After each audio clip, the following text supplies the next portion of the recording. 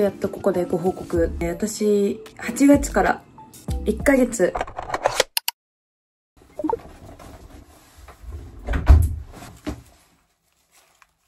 可愛くない？このハンディファンは7000円もしました。高いです。夏の私の必需品、これ。それは、裏棒つけよっかな。バレンシアガ。今日は、OOTD はこんな感じ。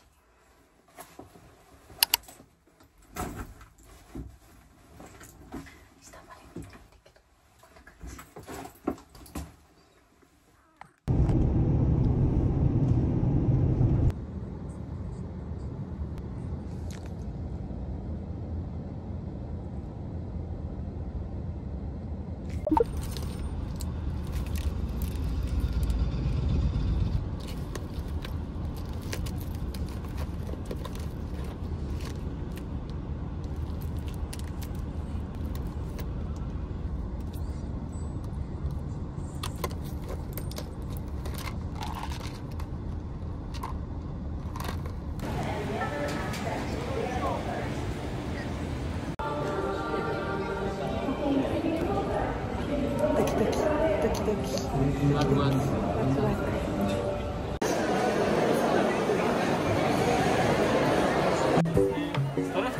はい。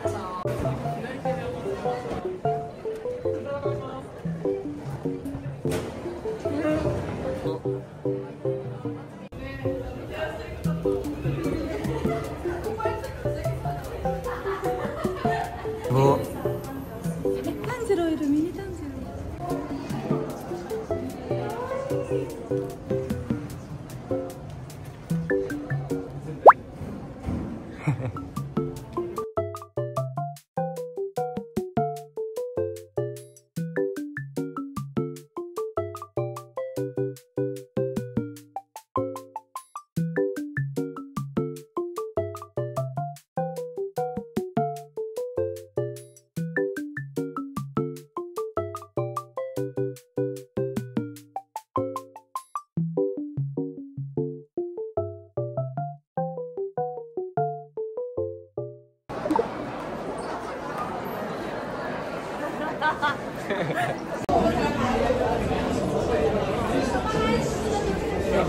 やばい、やばい。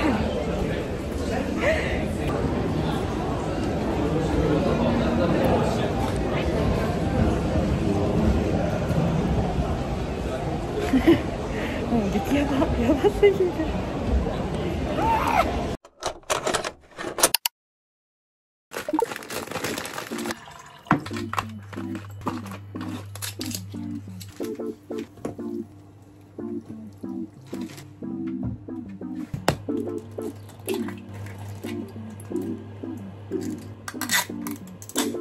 で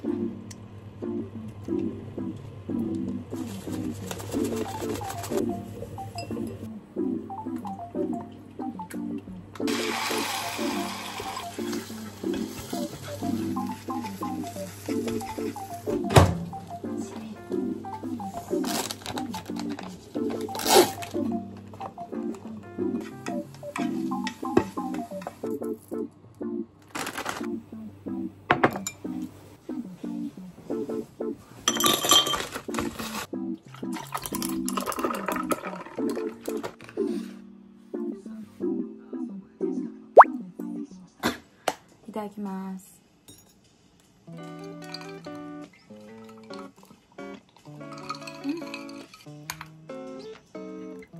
卵ツナ丼。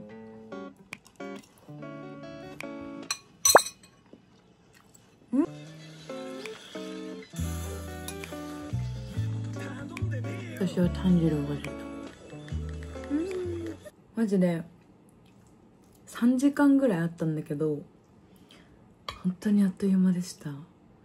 マジで無呼吸、本当にもう息を飲むかのように、なんていうの、本当に息をするのを忘れるかのような、もうなんかもう見逃せない一瞬一瞬っていう感じ。ずっと本当にさ良かったんだけどさ、あんまり感想多いすぎるとさネタバレになっちゃうからさ、見てない子もいると思うからさ、とりあえず見てください皆さん。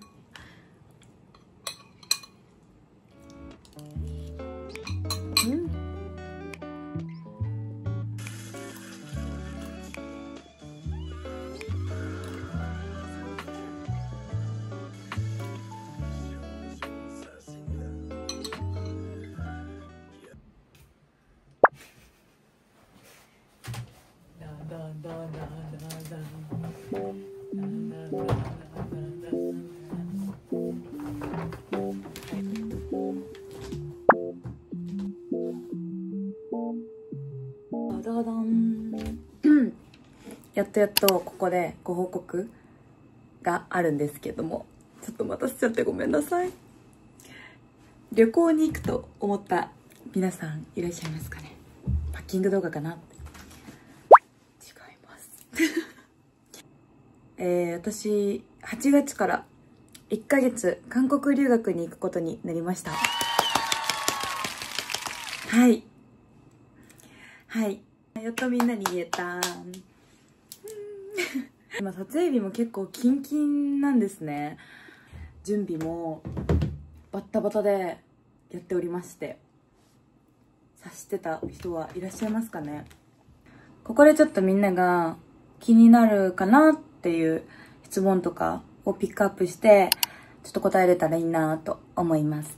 じゃあまず韓国留学をしたいと思ったきっかけなんですけれども、まず私のお母さんが韓国人なんですけれども、で父が日本人で、私は日韓ハーフなんですね。で妹も今韓国に住んでます。なので母と妹が韓国語がペラペラなんですね。で私も日韓ハーフなので、結構すずちゃんも喋れるんですかとか、もうペラペラですかって言われるんですけど、実はそうではなく、やっぱ母と妹の影響が大きかったです。で私もね、韓国にこう一人で行くことも増えたりとかして、韓国の文化だったりファッションだったりメイクだったりとかが本当に大好きになって、もっと韓国語を理解したい、韓国人の皆さんともっと会話がしたいって思うようになったんですね。でもうもっと友達も増えて世界も広がりそうと思ったのが、やっぱ韓国語を学びたい、韓国留学したいと思った大きなきっかけです。次、なぜ今の時期なのかっていうことも結構気になる子いるかなと思うんですけど、私は今年25歳になるんですね。なのでなんで今なんですかとか、もっと前に行けばよかったんじゃないですかとかはあると思うんですけど、すごく言いにくいことを今から言うんだけど、第一はリアルに言うとお金です。はい、マネーです。お金。私は結構思いついたら即行動派なんですね。まあそれはできる時とできない時ありますよね。はい。でまあ留学をしたいタイミングっていうのは正直結構ありました。簡単に言うと、当時の私はお金に余裕がなかった。留学ができるようなあれはなかったです。はい。でそこからコツコツ貯金とかもして、やっと自分で留学を決意できたのがこの今の時期だったのかなと思います。はい。まあでもこれってすごく難しい問題というか、簡単に私は喋れる問題じゃないと思ってて、っていうのも私の職業って本当に休みが不定期だからこそこの留学の決意ができたと思ってるんですね。私の YouTube を見てる方は同世代の方も結構多くて、やっぱり私の友達もだけど、みんな平日とかも働いてて時間がないっていう方が本当に多いと思うんですね。なので留学は簡単じゃないよっていう感じだから、簡単に留学やりたい、じゃあやればいいじゃんとかは言えないです。お金も時間も仕事も全部絡んでくる問題だと思うから、簡単にはやればいいじゃんって言えないで、語学留学なのかワーホリなのかってあると思うんですけど、私は語学留学に1ヶ月行きます。私はまだ言葉をまだ全然喋れないので、旅行に行く時に大丈夫かなっていうぐらいの韓国語のレベルなんですね。なのでちゃんと勉強しに行こうと思って語学留学に行きます。週4で学校に通います。はい。久しぶりに学校に通うので、朝早いんですね、やっぱり。起きれるかなっていう。まあちょっと韓国での生活は規則正しく、はい、やっていこうと思います。あと、YouTube は撮りますかっていう質問もあると思うんですけど、もちろん撮ります。はい。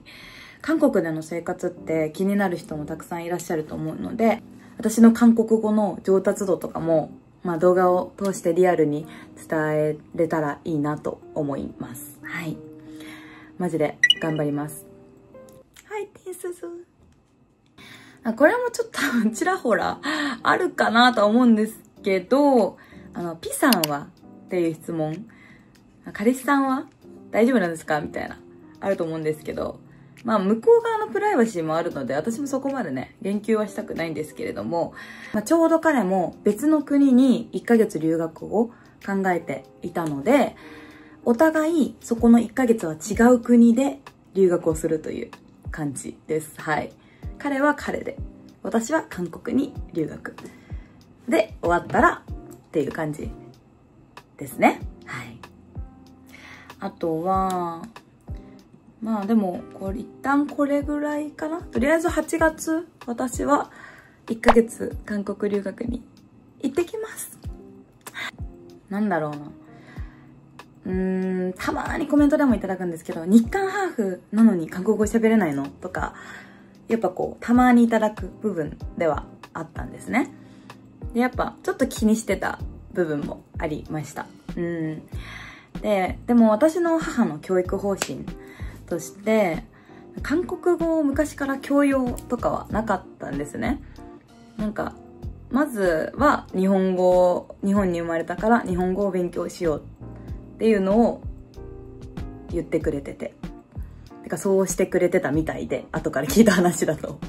で、私が韓国に興味を持ったらとか、私が学びたいと思ったら学べばいいんじゃないっていう教育方針だったから、私はそれがすごく今になってありがたいとは思います。すごく日本語って難しいじゃないですか。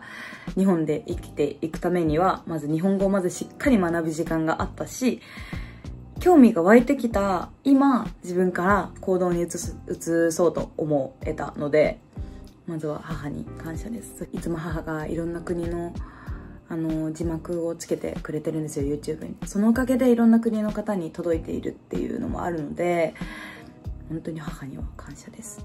だからこれから恩返しをさせてください。韓国留学もすごく母は背中を押してくれました。本当にありがとう。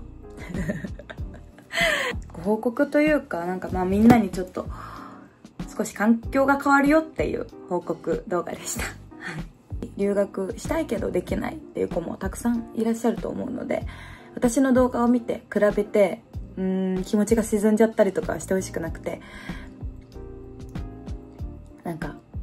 その気持ちもすごくわかるよという私は今のこの環境がすごくありがたいとは思っているので、はい、その分みんなにいろんな情報とかお届けできたらいいなと思っております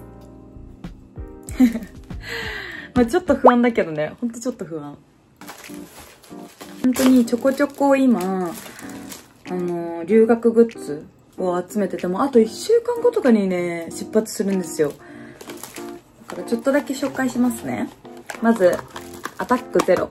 はい、これ一応持っていこうと思って、このちっちゃいワンパックタイプのアタックゼロを持っていきますとか、ダニ取りシートとかベッドとかに引こうかなと思ってるのとか、美味しい見取りとかね、こういうのとかもね結構便利ですよね。韓国ってさ、辛いものが多いけん、こういう T シャツとかですぐ汚すんよ。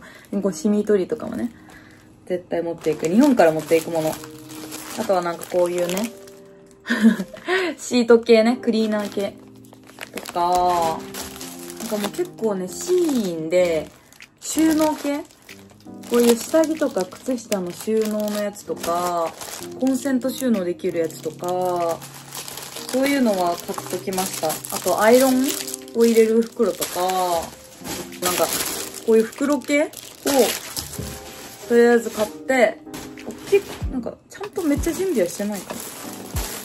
まあでも圧縮袋とかも買いました。数億年ぶりに買った単語帳。はい。付箋とかメモ帳とかあったり。まあ1ヶ月という短い期間なので、留学の意味ないんじゃないっていう言葉も、まああるかもしれんけど、私にとっては大きな決断やったし、1ヶ月だけど、韓国に留学に行けることはすごく、光栄なことだと思ってるし、やっぱこの日本での仕事もやっぱりあるから、長期間はなかなか難しかって1ヶ月になっちゃったんだけど、私はその1ヶ月でもこんなにお金がかかるんだとか、まあ本当に大変なこともいろいろあったから、その分1ヶ月しっかり韓国に住んで韓国語上達したいと思います。で、みんなに楽しい動画お届けできたらなと思うので、楽しみにしててください。はい。では最後まで見てくれてありがとうございました。コメント、高評価待ってます。チャンネル登録も。じゃあ、バイバイ。